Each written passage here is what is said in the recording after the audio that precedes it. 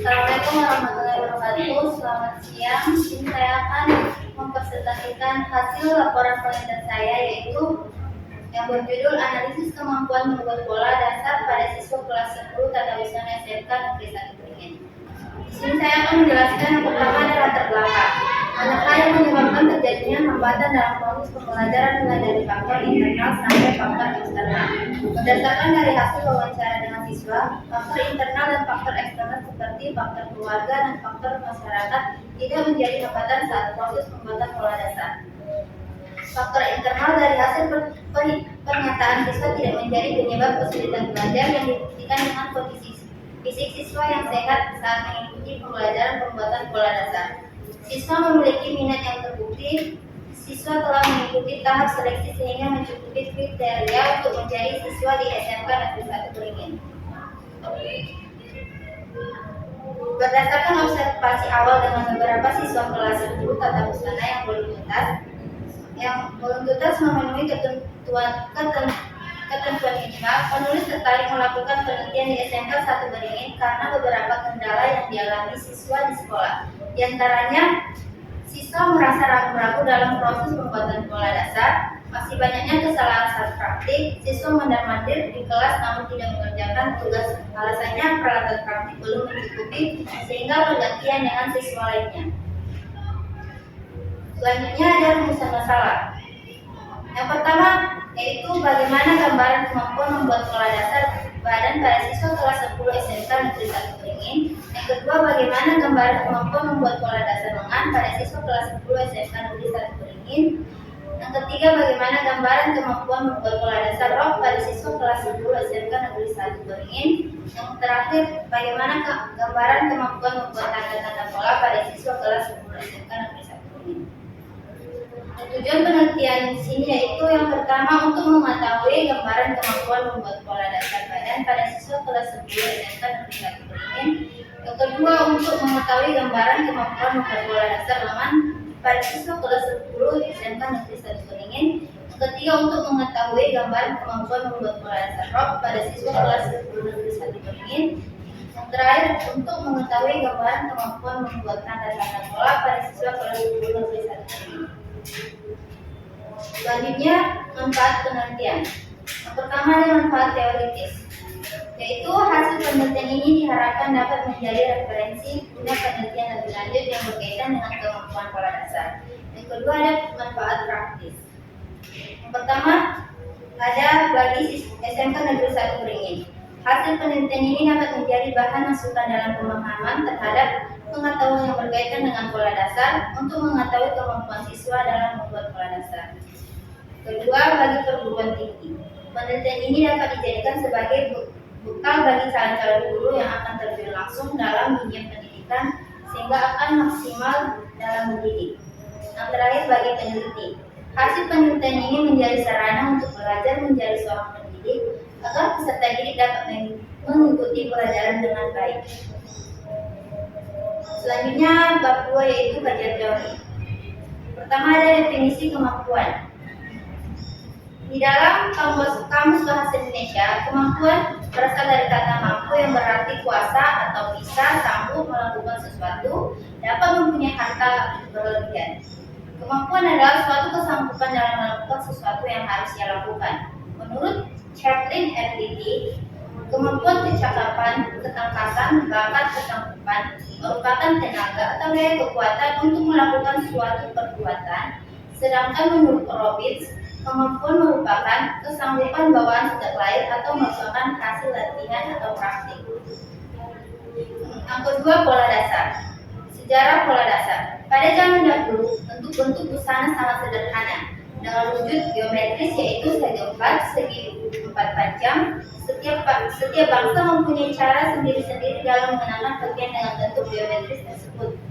Ada pakaian yang dilingkarkan dan dililitkan begitu saja pada buku, dibantu dengan tali untuk mengikat. Ada pula yang melubangi bagian tengah bidangnya untuk memasukkan kepala.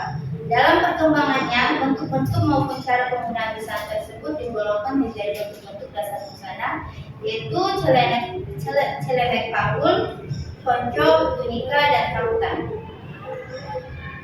Selanjutnya ada pengertian pola. Dasar pattern atau pola dalam bidang jahit menjahit adalah suatu potongan kain atau kertas yang dipakai sebagai contoh untuk membuat baju pada saat kain digunting. Potongan kain atau kertas tersebut mengikuti ukuran bentuk badan dan model tertentu.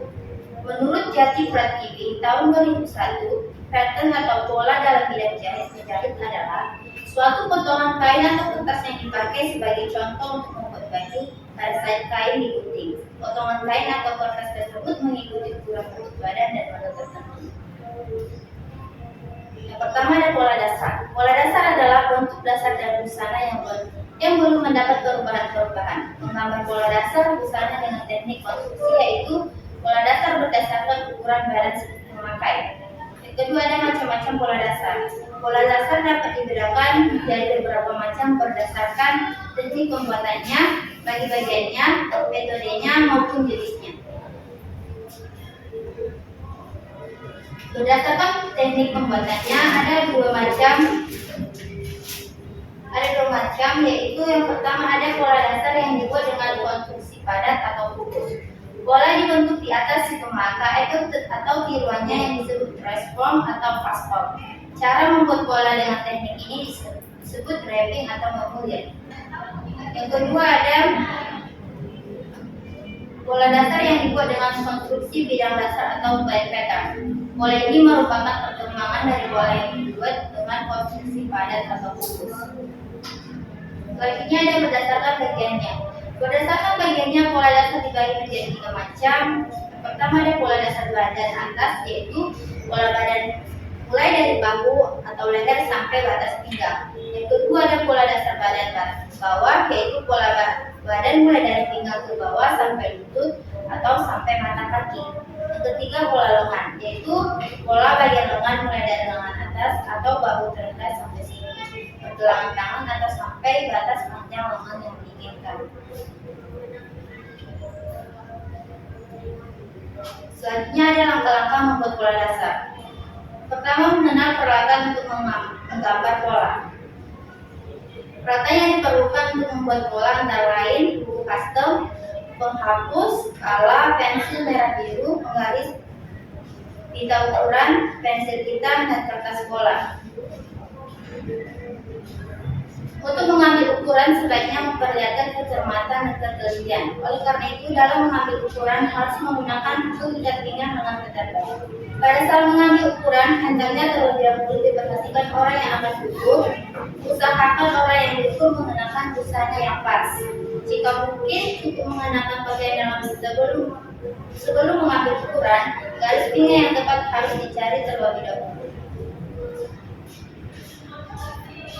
Selanjutnya, di sini ada kerangka berpikir. Menurut Jati Prativi tahun 2001, pola dasar adalah kutipan bentuk badan manusia yang asli atau pola yang belum diubah. Pola dasar ini terdiri dari pola badan bagian atas dari bawah sampai pinggang, biasa disebut dengan pola dasar badan muka dan belakang. Pola badan bagian bawah dari pinggang sampai lutut atau sampai mata kaki, biasa disebut pola dasar muka dan belakang. Pola lengan dari lengan bagian atas atau bahu terendah sampai siku atau pergelangan, biasa disebut pola dasar lengan. Adapun pola badan atas yang menjadi satu dengan pola badan bawah, biasa disebut dengan pola dasar gaun. Masalah mendasar yang sering terjadi dalam pembelajaran pola dasar yaitu rendahnya kemampuan siswa dalam memahami materi. Hal ini disebabkan oleh beberapa faktor, diantaranya guru menerapkan model pembelajaran yang tidak sesuai dengan karakteristik siswa. Siswa tidak fokus saat guru memberikan penjelasan atau penyampaian materi. Selanjutnya ada bab 3 yaitu metodologi penelitian. Yang pertama ada jenis penelitian. Jenis penelitian yang dilakukan adalah jenis penelitian deskriptif untuk mengetahui gambaran kemampuan membuat pola dasar pada siswa kelas 10 tata usaha SMK Negeri 1 Beringin sebagai variabel penelitian yang mengukur kemampuan membuat pola dasar. Selanjutnya ada lokasi dan waktu penelitian. Lokasi penelitian dilaksanakan di SMK Negeri 1 Beringin yang berlokasi di Jalan Pendidikan Nomor 3, Enklasmen Kuala Namu, Kecamatan Beringin, Kabupaten Serdang, Sumatera Utara. Kode pos 20552 pada tahun ajaran 2023 kelas 10 Busana satu beringin pada bulan Maret.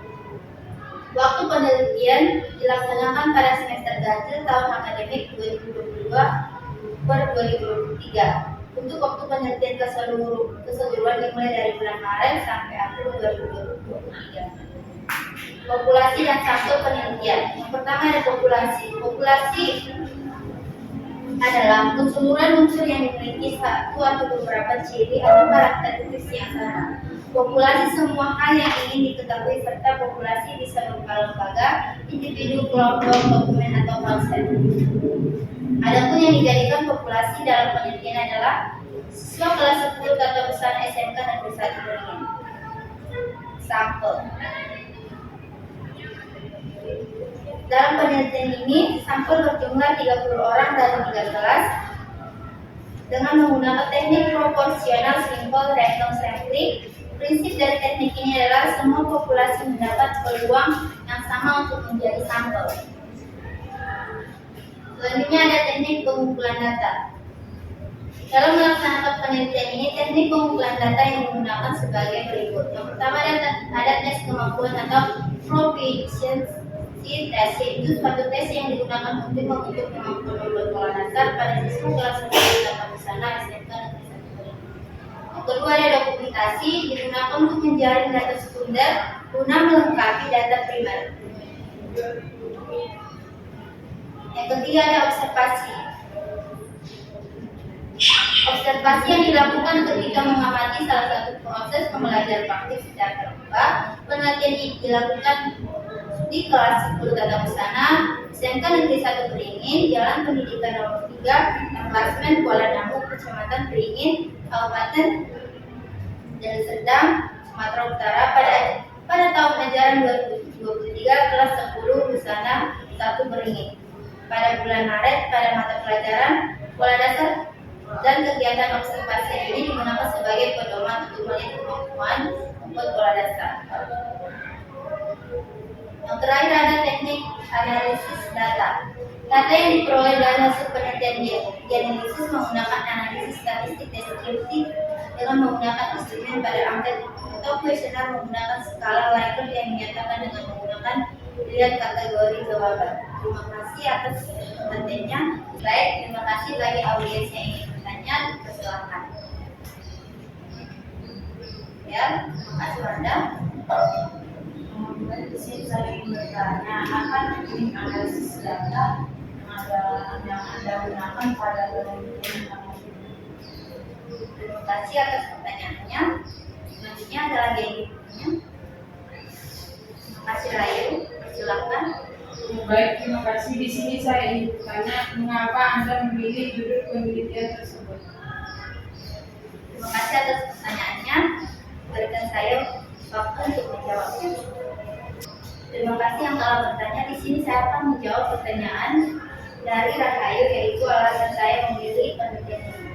Alasan saya yaitu karena banyak faktor kendala yang dialami siswa di SMK Beringin 1 saat membuat pola dasar. Di antaranya yaitu siswa merasa ragu-ragu dalam pembuatan pola dasar, masih banyaknya kesalahan saat praktik, dan dari masalah tersebut saya mengatur judul membuat pola dasar menganalisis pola dasar tersebut. Terima kasih.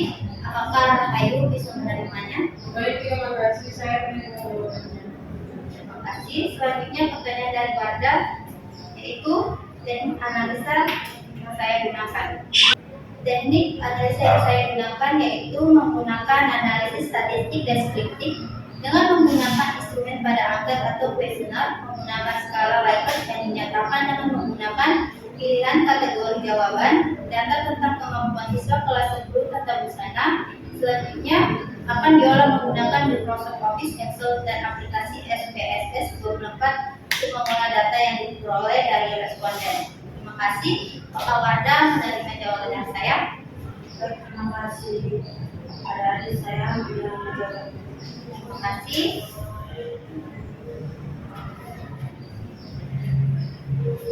Terima kasih partisipasinya. Saya ucapkan terima kasih. Assalamualaikum warahmatullahi wabarakatuh.